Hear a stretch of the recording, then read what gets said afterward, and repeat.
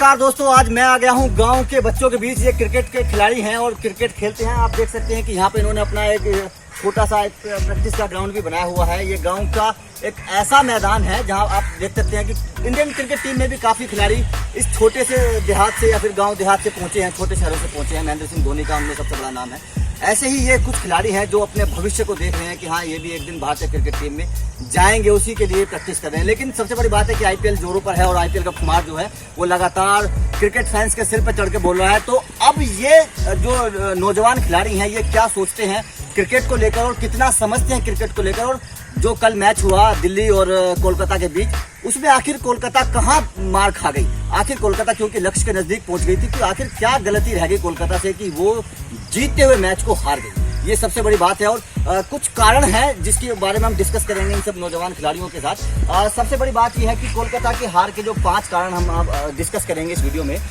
उसमें मुझे सबसे पहले तो लगता है, आप उसके बारे में मुझे बताइएगा कि सबसे पहले क्या है, किसी भी टीम की मजबूत होती है ओपनिंग अगर किसी टीम को नहीं मिल पाएगी तो कहीं ना कहीं थोड़ा सा बैकफुट पा जाती है कोई भी टीम। तो ओपनिंग में जिस तरह से सुनील नरेन लगातार पिछले 3-4 मैचों से फेल हो रहे हैं, जो मतलब दिनेश कार्तिक उनसे उम्मीद लगा के बैठे हैं, वो उस उम्मीद पर खड़े नहीं उतर रहे हैं। क्योंकि गौतम गंभीर ने उनको शुरुआत कराई थी ओपनिंग करने की, तब उन्होंने उनका भरोसा जीता भी था और लगातार अच्छी बल्लेबाजी की थी। लेकिन अब जब से दिनेश कार्तिक कप्तान बने हैं इस सीजन की बात करें तो नरेन बिल्कुल भी रंग में नहीं है। क्या लगता है कि क्या नरेन को अब ओपन से हटा के नीचे लाना चाहिए, किसी राहुल त्रिपाठी जैसा खिलाड़ी है उसको बुलाना चाहिए? क्योंकि नरेन की अब सब जान चुके हैं कि नरेन की कमजोरी क्या है, वो एक प्रॉपर बैट्समैन भी नहीं है। हाँ। तो सभी बॉलर उनके खिलाफ एक ही बाउंसर्स मारते हैं और बाउंसर पे नहीं चल पाते, कमजोरी पकड़ ली है। हाँ। आपका क्या कहना है इस बारे में? बिल्कुल जैसा इस भैया ने कहा, मेरे भाई ने, एक बिल्कुल नए गेंद से जो प्रॉपर बाउंसर लगता है उसमें गति भी होती है, स्विंग भी होती है, और जो ओपनिंग में गेंदबाज आते हैं वो सारे ही मंझे हुए आते हैं, और इससे नारायण की उन्होंने कमजोरी पकड़ ली। और ऐसा लगता है मुझे कि नारायण को मिडिल ऑर्डर दे दिया जाना चाहिए, क्योंकि स्पिनर को वो बखूबी खेल सकते हैं। नहीं, मिडिल ऑर्डर में भी सवाल खड़े होते हैं क्योंकि रसल जैसा खिलाड़ी मिडिल ऑर्डर में भी है।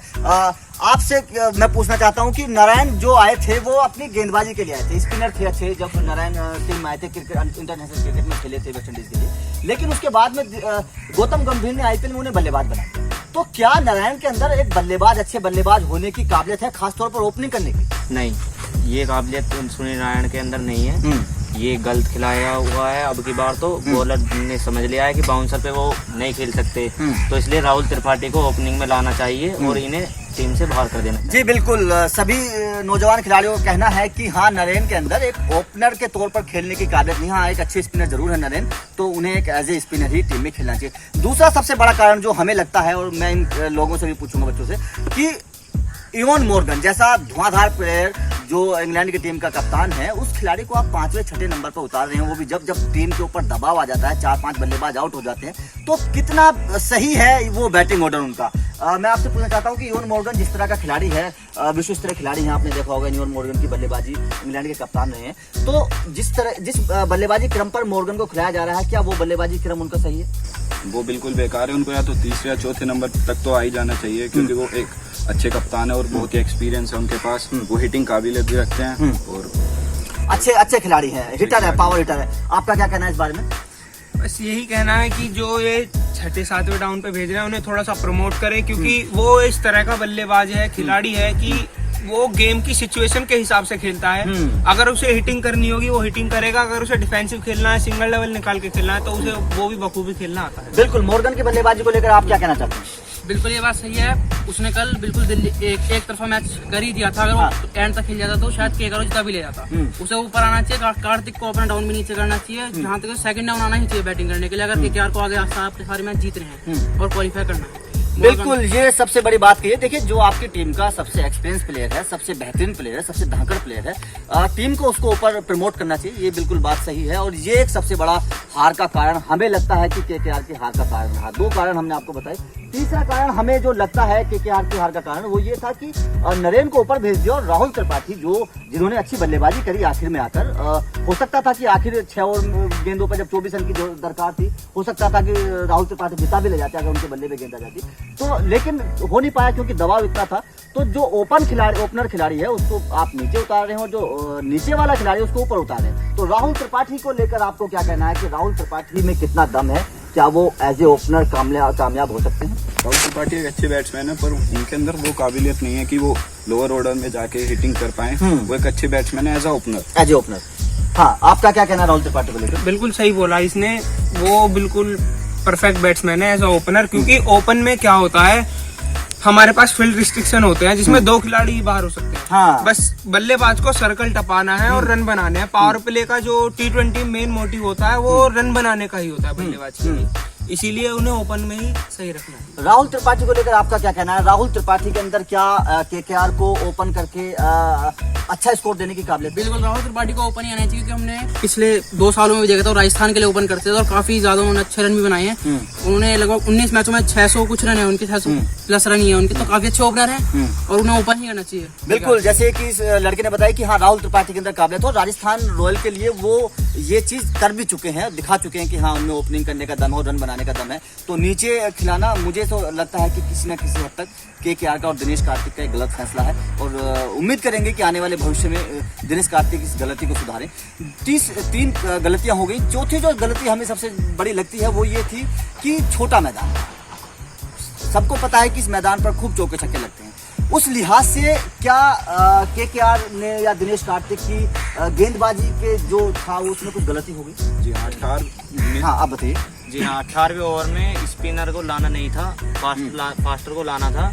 हाँ, जबकि नागरकोटी और उसके दोनों मावी के 2 ओवर बच रहे थे, उन्हें लाना था। तो ये सबसे बड़ी गलती थी KKR की और कप्तान की। कप्तानी बहुत गलत हो रही है, तो इसलिए दिनेश कार्तिक को अपनी कप्तानी में सुधार लाना चाहिए। बिल्कुल, ये एक सबसे बड़ा सवाल इन्होंने उठाया कि कप्तानी गलत हो रही है। मैं आपसे भी इसी सवाल, दोनों सवाल करना चाहता हूँ, कप्तानी को लेकर और गेंदबाजी किस तरह से करानी चाहिए थी।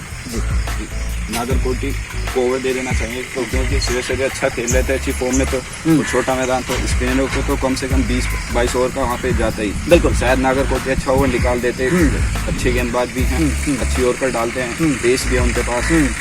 हमने देखा है पहले भी IPL में कि जो जिस तरह के तेज गेंदबाज हैं वो अच्छी गेंदबाजी कर रहे हैं। हमने सुपर ओवर में देखा बुमराह ने और जो दूसरे गेंदबाज थे नवदीप सैनी, दोनों ने अच्छी गेंदबाजी की। 7 रन बनाने थे, बुमराह ने एक कोशिश की और नवदीप सैनी ने केवल 7 रन पर मुंबई को रोक दिया।